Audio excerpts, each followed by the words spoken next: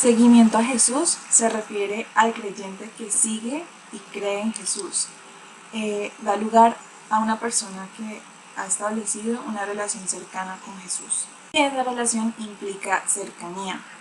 Aquellas personas que siguen a Jesús no fueron solo sus discípulos, realmente Jesús les tendió la invitación de que lo siguieran a todas las personas. Él no hizo alguna excepción de algunas personas en específico, sino que Él le dio la oportunidad a que realmente el que se quisiera acercar a Él y lo siguiera, lo hiciera.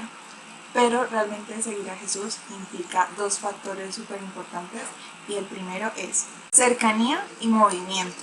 Cercanía es realmente caminar con Jesús, ¿sí? Creer en lo que es Él y en lo que Él puede hacer, ¿sí? Pero no solamente se trata de esa cercanía, sino también de ese movimiento. Y movimiento es ir a donde va Jesús. Durante el tiempo que Jesús estuvo aquí en la tierra, Él no se quedó solamente en un sitio, en un solo lugar. Él extendió su mirada al cielo y realmente Él lo que hizo fue cumplir con la voluntad de Dios. Y el hecho de cumplir con la voluntad de Dios no significaba quedarse en esa zona en específico, sino ir a muchos lugares a compartir el mensaje de la salvación, ese mensaje que Él traía. Y en ese seguimiento, muchas personas lo siguieron, sí, pero llegaron hasta un punto. Y quizás esas personas solamente llegaron hasta un punto porque solamente querían obtener de Él algo. Y cuando lo obtuvieron, muchos se alejaron.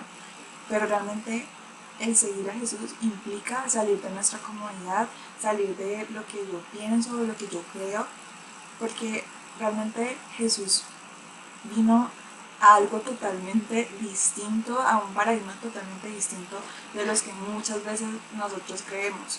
¿Sí? Para la humanidad es difícil amar, es difícil perdonar, pero Él trajo una revolución completa de amor, de perdón.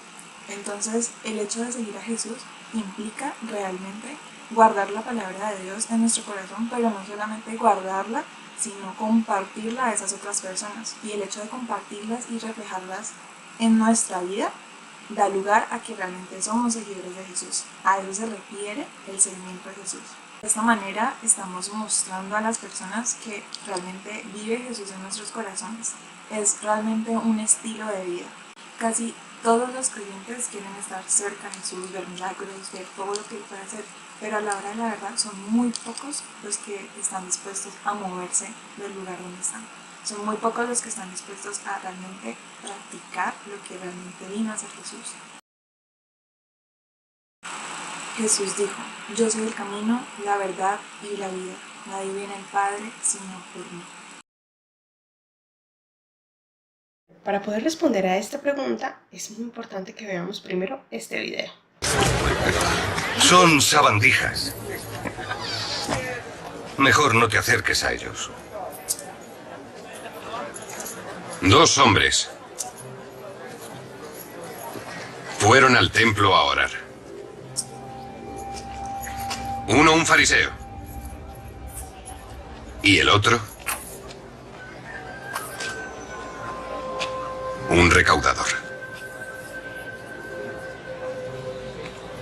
El fariseo rezó: Señor, te agradezco no ser como los demás.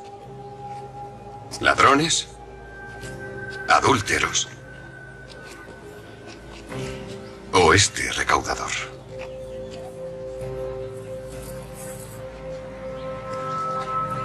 Pero aquel recaudador,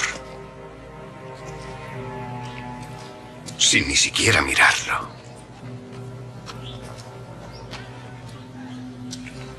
dijo: Dios, ten piedad de mí. He pecado.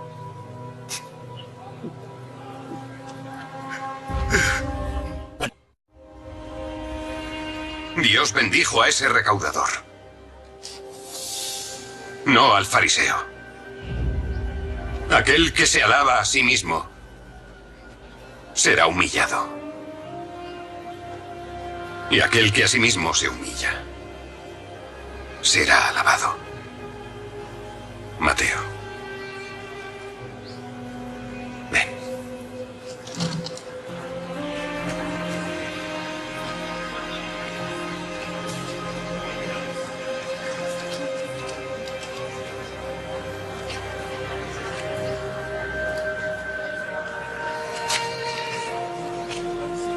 ¿Veis?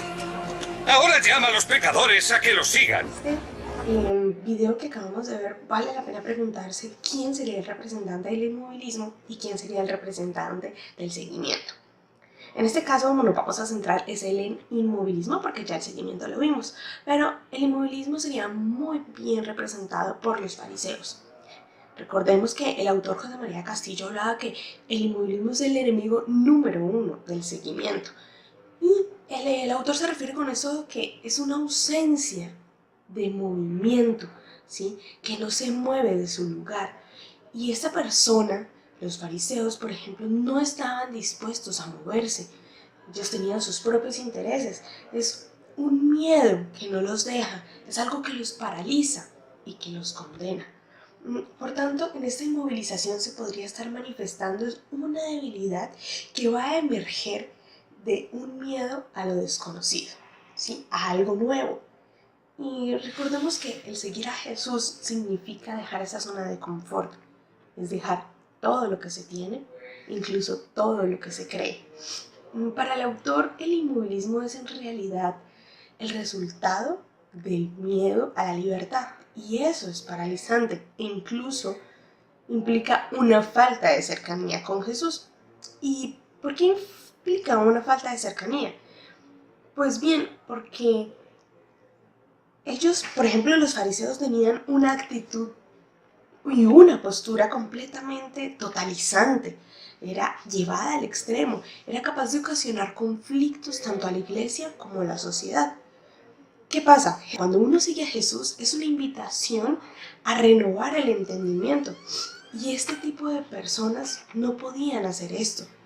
Los fariseos estaban tan estrictos, regidos solo en las leyes, llegó Jesús a poner el amor, la misericordia. Y esto no lo podían entender los fariseos.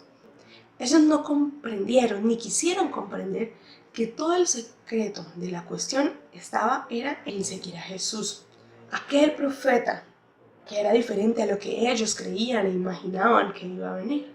A un amigo de pecadores. Y bueno, y es que a la hora de la verdad, eso es lo que pasa en casi todos los creyentes, ¿sí? Queremos estar cerca de Jesús, queremos ser cercanos a Él, pero son muy pocos los que quieren moverse de donde están. Se quiere una cercanía, pero sin movimiento. Eso era casi lo mismo que pasaba en el video que vimos. Los fariseos querían una cercanía con Dios, ¿sí? Pero no eran capaces de mover su entendimiento. Miren que cuando llega el video y Jesús se acerca al publicano y habla de esa compasión, da ese bello ejemplo, aún así los fariseos no son capaces de entender. El único que pudo capaz de entender y cambiar su mentalidad y dejar de hacer lo que estaba haciendo fue el recaudador de impuestos. Era aquel pecador. Él fue el que se dejó las cosas que tenía en la mesa para seguir a Jesús. ¿Y qué fue lo que hizo el fariseo? El fariseo se quedó ahí donde estaba y se quedó criticando porque no entendía la postura de Jesús. Eso sería una buena representación de la inmovilización.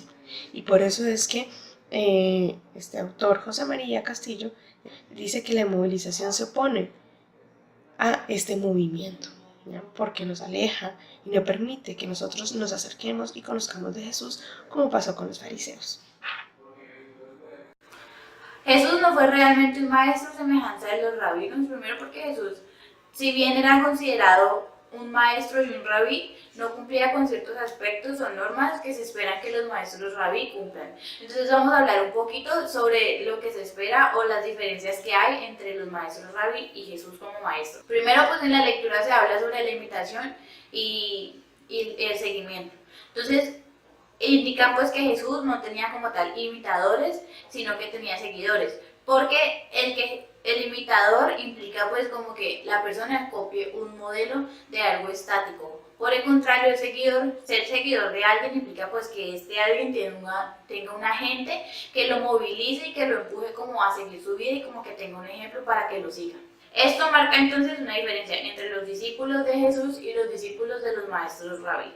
Segundo, un maestro rabí hace cumplir y explica el Torá, que es la ley judía, cosa que en Jesús a veces no se veía porque Jesús muchas veces rompió con estas reglas y además cuando sus discípulos lo hacían, él lo justificaba y lo defendía.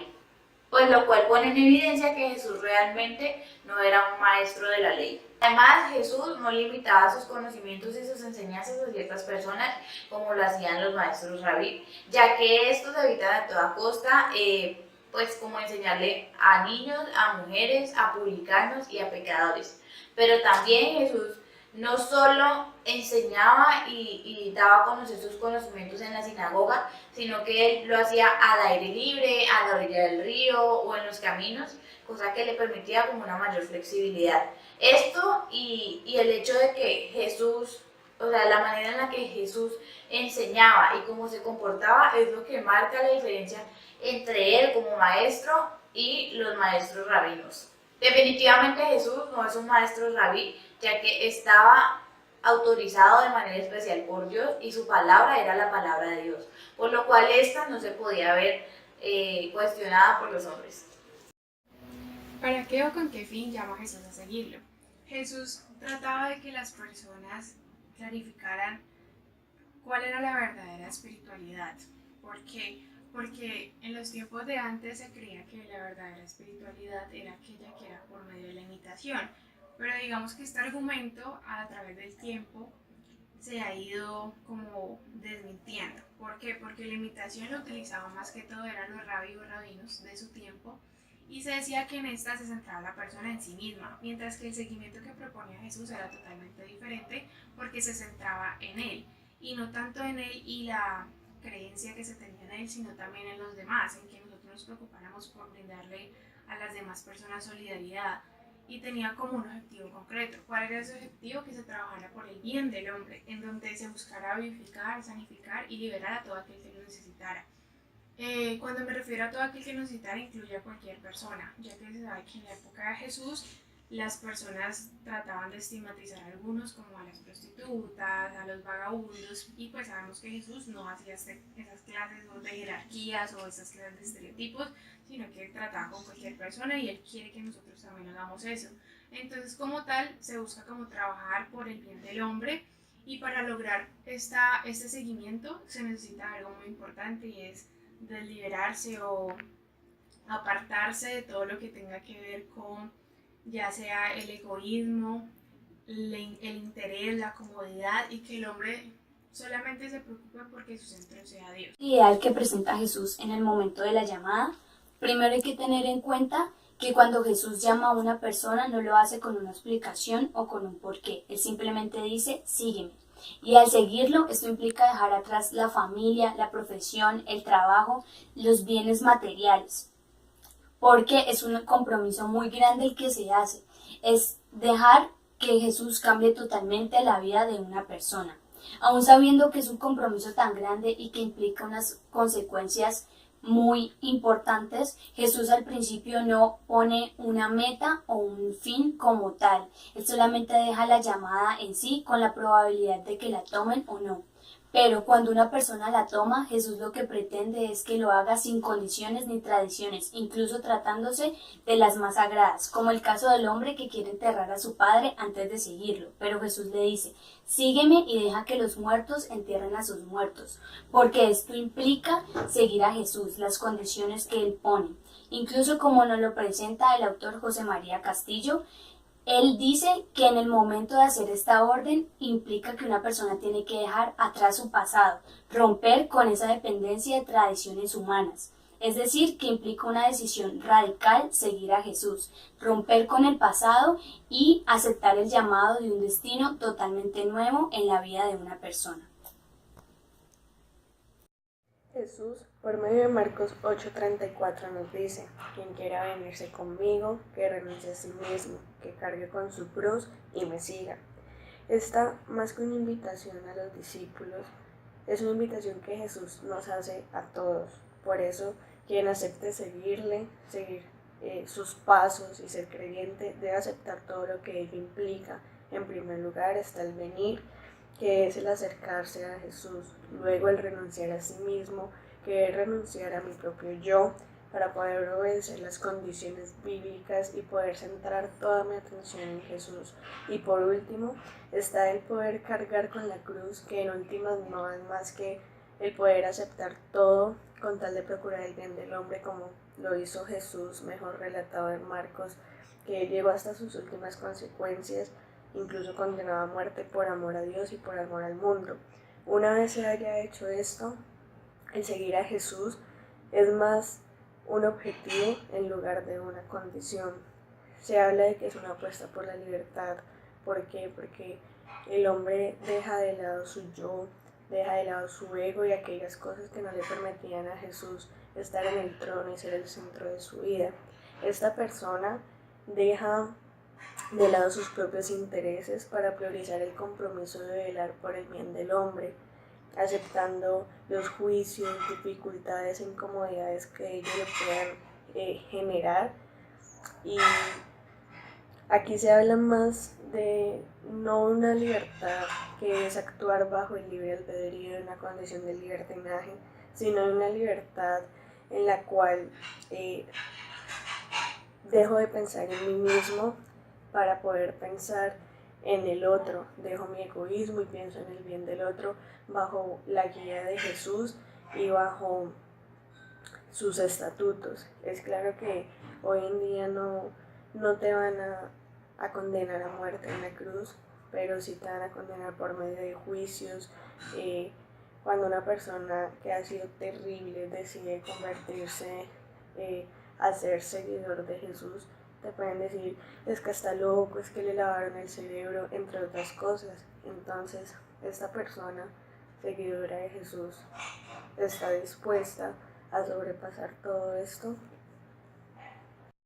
¿De cuál es el destino de Jesús? Pues primero tenemos que hablar de cuál es la misión de por la cual Dios lo mandó a la tierra. Entonces, se supone que Dios lo mandó para enseñar su palabra, para que las personas confiaran y creyeran en Él y siguieran sus pasos. Entre esos pasos estaba, y ahí es donde viene a entrar el destino de que es la solidaridad tan grande que Él tenía con las personas, sin importar sus condiciones, como eran mal calificados, como las prostitutas, los ladrones o de poca reputación.